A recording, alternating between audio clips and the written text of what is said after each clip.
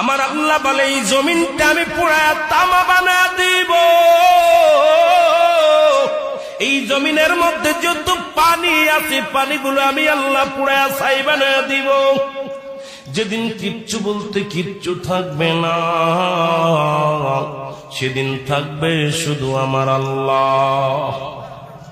আজকে কার জন্য সুদ খাও, কার জন্য ঘুষ খাও, কার জন্য ব্যভিচার করো, কার জন্য অন্যায় করো রে মন, কার জন্য তোমরা এত বাহাদুরি করো।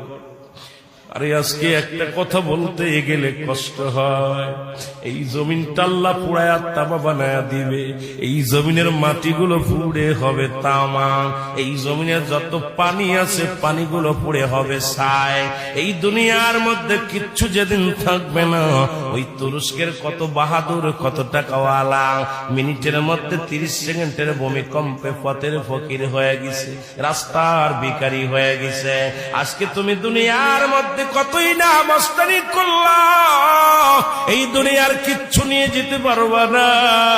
এই মুসলমান, 1 নাম্বার মানুষের মৃত্যু হলে 1 নাম্বার বিপদ হলো মানুষের মরণ, 2 নাম্বার বিপদ হলো কবর, 3 নাম্বার বিপদ হলো কিয়ামতের ময়দান। একবার কেন চিন্তা করো না রে মন, একবার 1 নাম্বার মরণ, 1 নাম্বার বিপদ হলো মানুষের মরণ।